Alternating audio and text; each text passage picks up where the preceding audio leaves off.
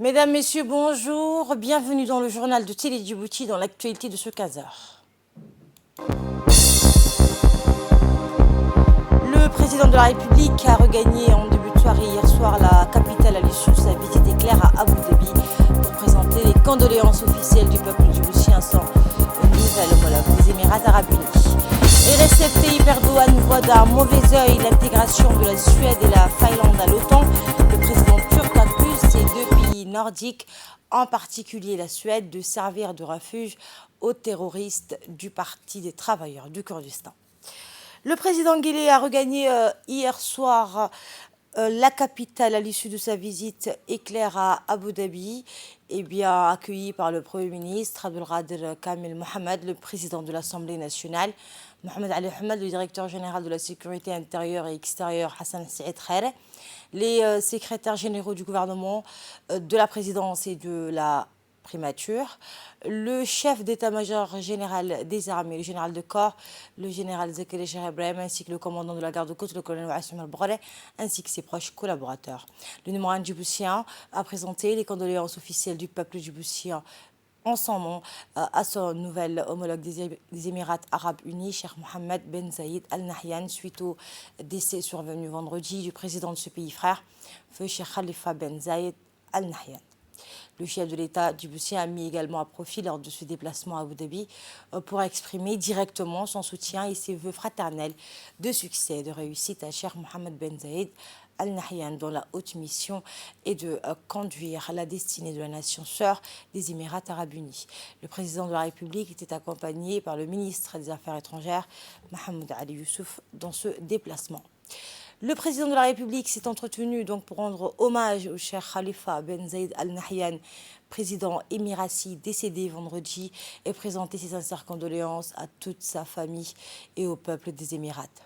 L'entretien entre le chef de l'État Ismaël Omar Guelleh et son nouvel homologue Cheikh Mohammed Ben Zayed s'est déroulé dans une ambiance cordiale.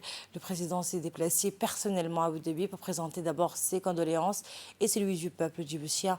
Après avoir présenté les condoléances à son homologue Ben Zayed, les deux dirigeants ont eu des échanges fraternels pour renouer les relations et partenariats solides entre les deux pays. C'était une occasion pour réaffirmer la disponibilité de Djibouti à aller de l'avant pour consolider les relations bilatérales. La rencontre a été donc cordiale et optimiste pour le développement des relations avec ce pays sur le plan commercial. Lors de sa visite à Abu Dhabi, le président de la République était accompagné par son ministre des Affaires étrangères, Mohamed Ali Youssouf, et notre ambassadeur aux Émirats arabes unis, Moussa Mohamed Ahmed.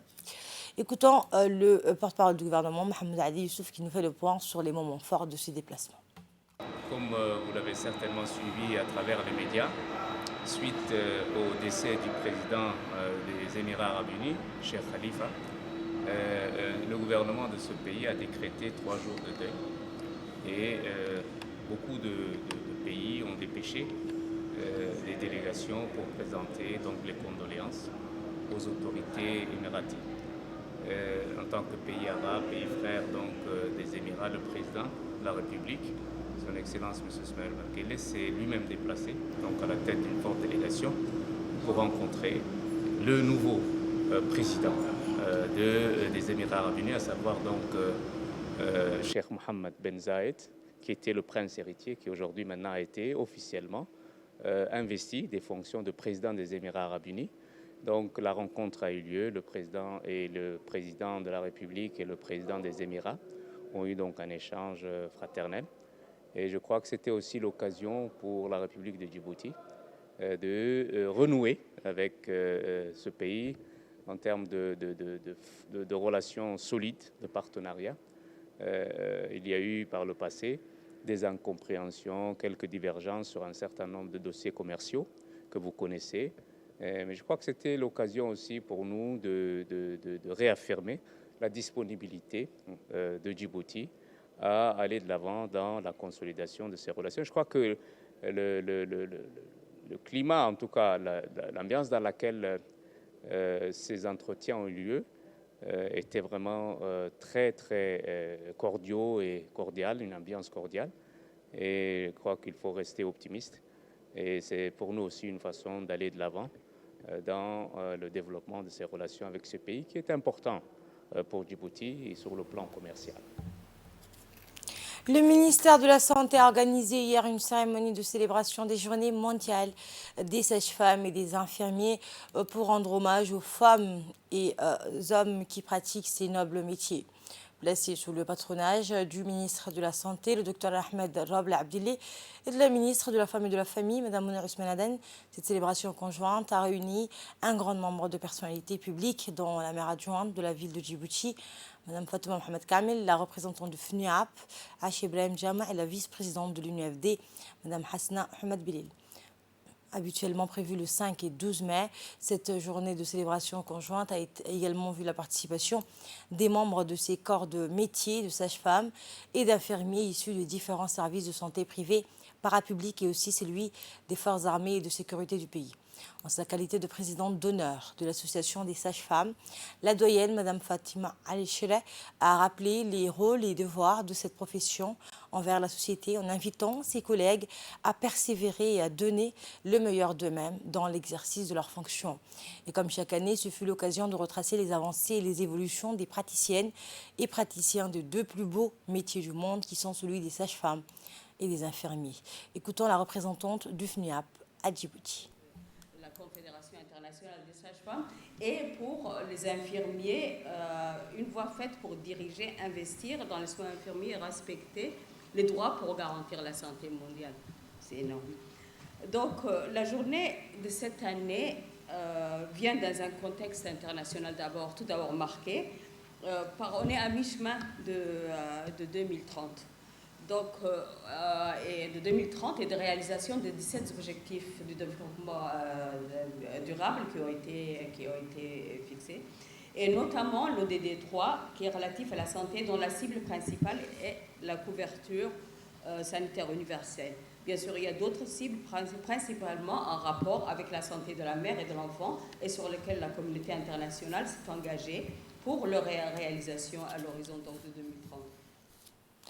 La ministre de la Femme et de la Famille, Mme Mouna Ousmane Aden, a indiqué dans son intervention que la gestion salutaire de la pandémie de la Covid-19 a été possible grâce à la ténacité et au courage de ces personnels de santé auxquels elle a rendu un vibrant hommage. Écoutons la ministre.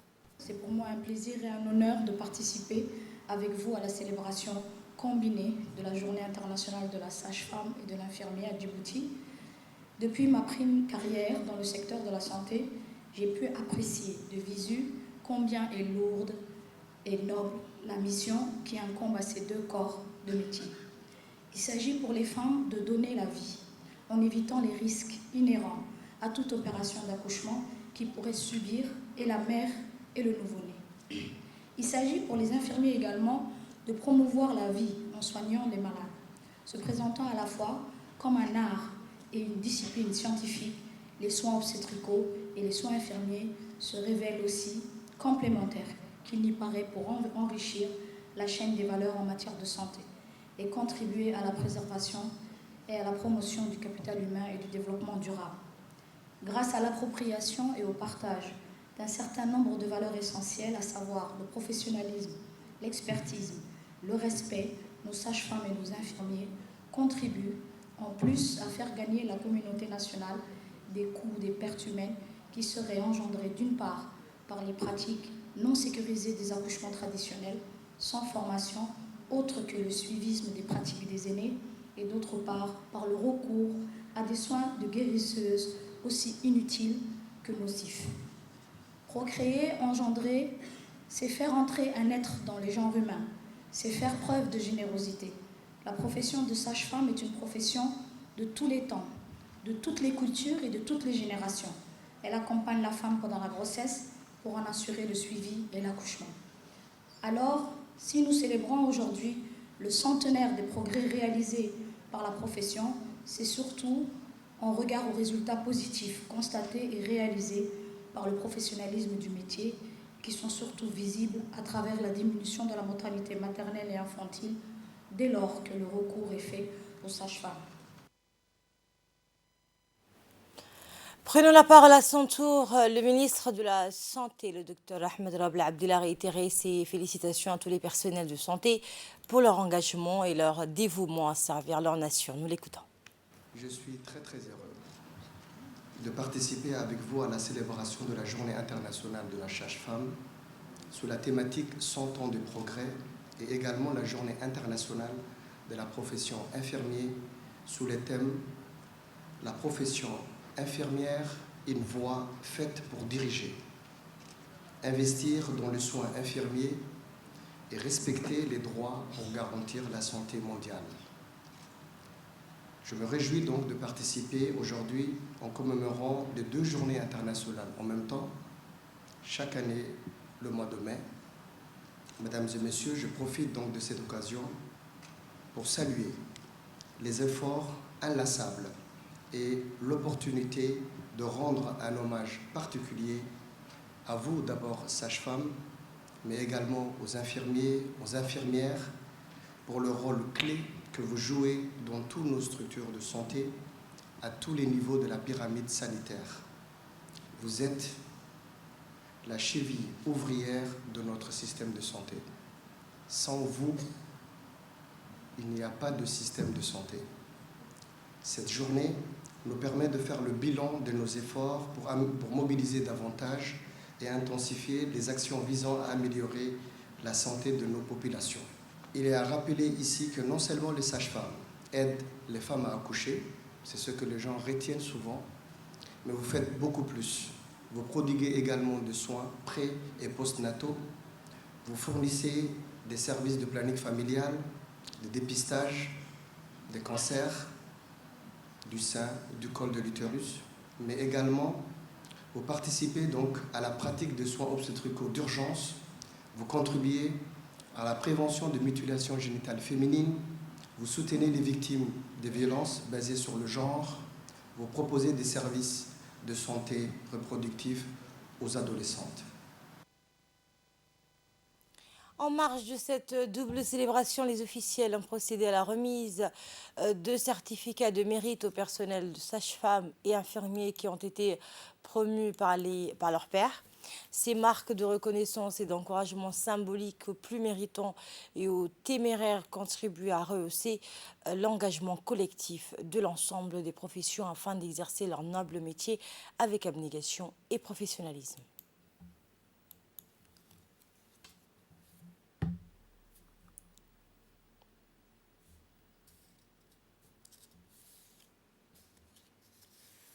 À l'instar du reste du monde, la République de Djibouti a célébré aujourd'hui la journée internationale des télécommunications et de la société de l'information. Cette journée a été l'occasion pour le ministre de la Communication, chargé des postes et des télécommunications, Aladouane Abdoulaye Bahadone, de faire le point sur les progrès significatifs qui ont été réalisés pour accompagner la vulgarisation de l'usage des TIC et les ambitions de réaliser une utilisation généralisée des TIC afin d'en faire un instrument de progrès durable. Écoutons la déclaration du ministre de la Communication. La République de Djibouti, à l'instar des États membres de l'Union internationale des télécommunications, célèbre aujourd'hui, en ce 17 mai 2022, la Journée mondiale des télécommunications et de la société de l'information. Cette journée marque la création de l'Union internationale des télécommunications, IUT, le 17 mai 1865, mais consiste également à sensibiliser l'opinion sur les perspectives couvre l'utilisation de l'Internet et des technologies de l'information et de la communication dans le domaine économique et social, ainsi qu'aux moyens permettant de réduire la fracture numérique. Le thème retenu cette année par l'IUT, institution spécialisée des Nations Unies pour les technologies de l'information et de la communication, est les technologies numériques au service des personnes âgées et d'un vieillissement en bonne santé. Mesdames et messieurs, la vision 2035 initiée par son Excellence le Président de la République, Al-Hajj Ismaël Omar Guelleh, et la stratégie sectorielle, l'écosystème djiboutien des TIC a connu des grandes réformes par l'adoption de plusieurs lois pour favoriser le développement du secteur et de protéger les consommateurs. Des efforts ont également été consentis pour accompagner la vulgarisation de l'usage des TIC. Notre vision consiste à permettre à notre population d'accéder aux technologies, opportunités et solutions dont il a besoin à mesure que nous transformons en hub technologique. Aujourd'hui, plusieurs initiatives démontrent que la République de Djibouti est sur la bonne voie dans l'atteinte de cet objectif. Des progrès significatifs ont été réalisés pour accompagner la vulgarisation de l'usage des TIC. D'abord, la baisse significative des tarifs des télécommunications en 2020. Les abonnements aux services de télécommunications mobiles ont augmenté de 37% en 2021. Le nombre d'usagers de l'Internet a connu une véritable explosion en 2021, réalisant une croissance de 267%. Cette croissance est le fruit d'une stratégie axée sur l'incitation à la consommation data, l'extension de la couverture et la densification des réseaux, les baisses tarifaires, mais également et surtout l'apparition de la pandémie du Covid-19 qui a boosté la consommation de l'Internet durant la période du confinement. L'année 2021 a été marquée par l'engagement de plusieurs travaux de densification et d'optimisation du réseau mobile.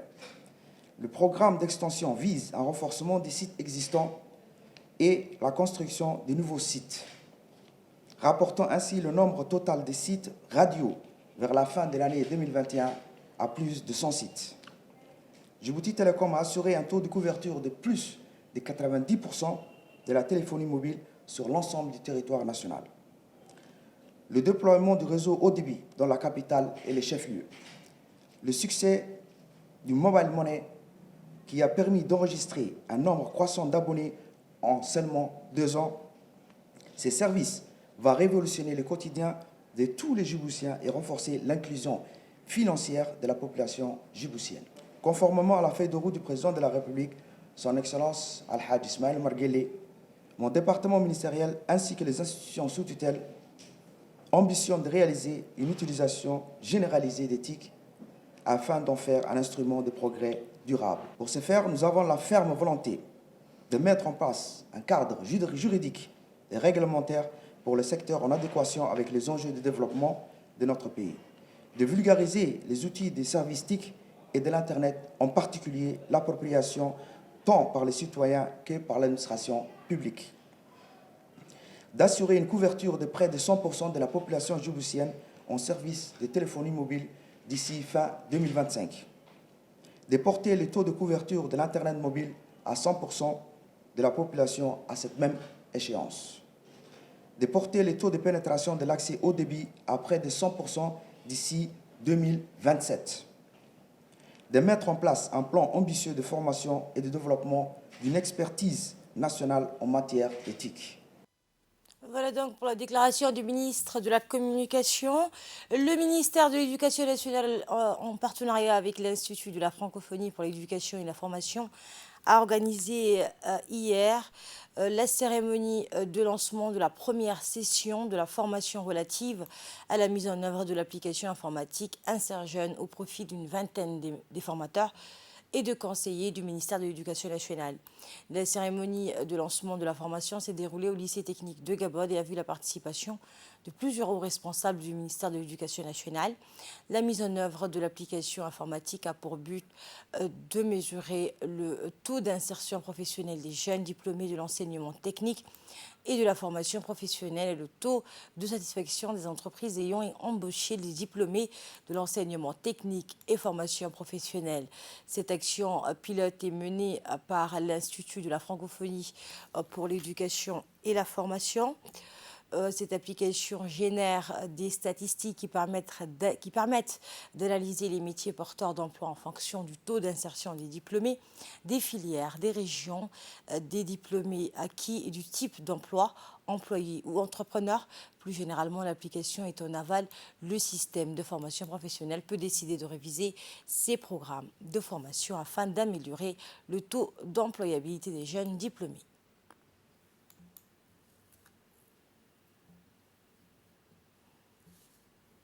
Sur le marché du travail.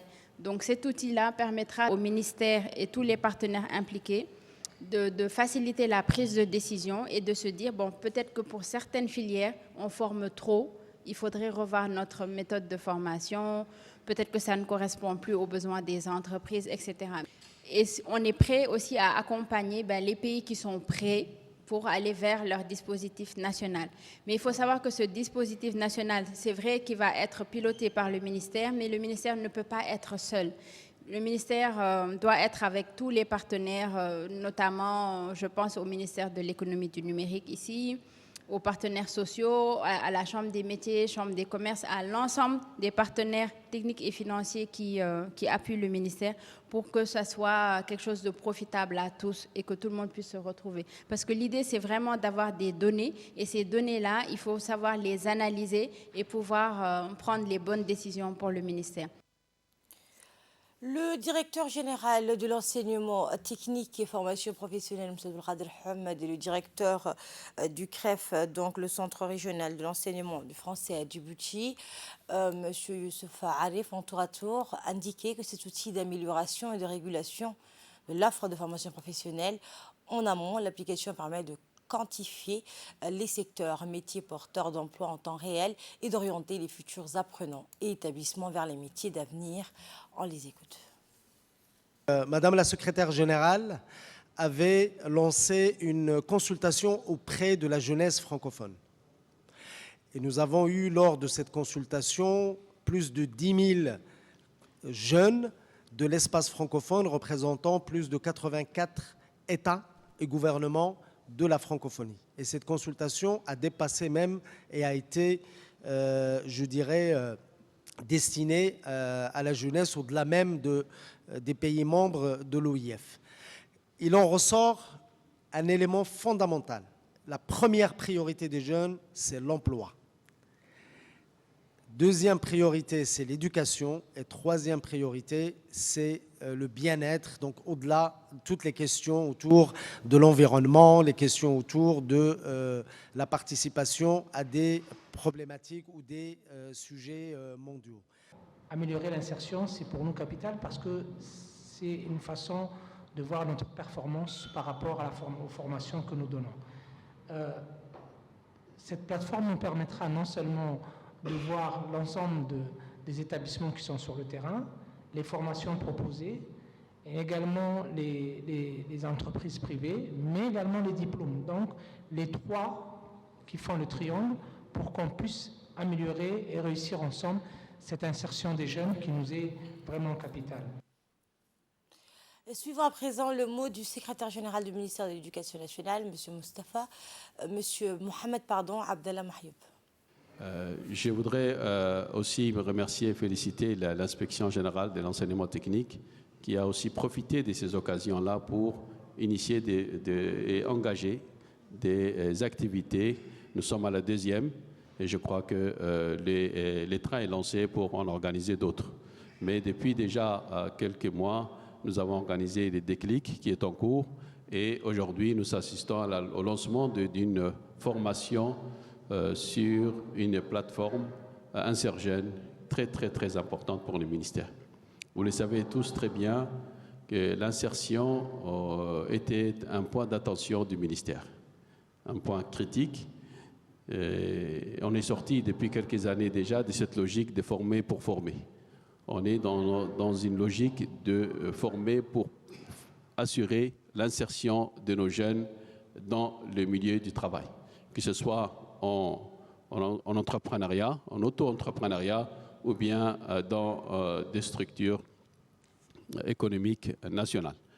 Et donc, le suivi de cette insertion est très important pour nous, comme l'ont expliqué tous les collègues ici présents. C'est aussi un élément de régulation de la formation et de mesure de la qualité de la formation que nous disposons pour nos jeunes compatriotes. La direction de l'enseignement privé et associatif du ministère de l'Éducation nationale a organisé aujourd'hui la 6e session du concours international défi de la lecture arabe qui se déroulera aux Émirats arabes unis sous le haut patronage de l'émir de Dubaï, Mohamed Ben Rachid Al Maktoum. Cette année, les participants à ce concours sont au nombre de 450 issus des écoles privées Arabison. 70 élèves ont été retenus dans la première phase de ce concours. Dans la seconde phase, les 20 meilleurs candidats seront sélectionnés et les 10 premiers lauréats de ce concours représenteront la République de Djibouti à Dubaï et participeront aux phases finales au mois d'octobre prochain. Plus généralement, le bon déroulement de ce concours s'est fait en collaboration entre le ministère de l'Éducation nationale, représenté par M. Abdullahi Mahmoud, superviseur du concours, et le directeur de l'enseignement privé associatif d'une part, et la direction de l'école saoudienne, représentée par M. Salah Mohamed Abdallah Al-Gamidi, coordinateur du concours d'autre part.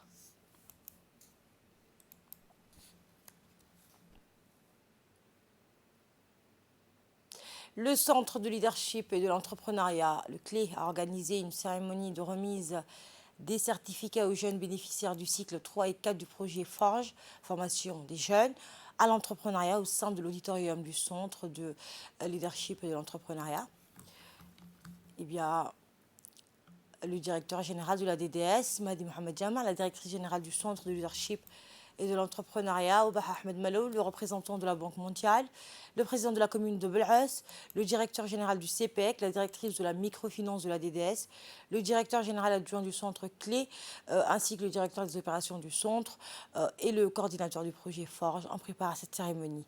Objectif, améliorer l'accessibilité des jeunes et des femmes aux opportunités de création de revenus et d'emplois, et ceci à travers des formations, des soutiens financiers, ainsi qu'un accompagnement de proximité pour la mise en œuvre et la pérennisation de leurs activités génératrices de revenus. La cérémonie s'est clôturée par la remise des certificats aux jeunes lauréats par les officiels présents à cette cérémonie.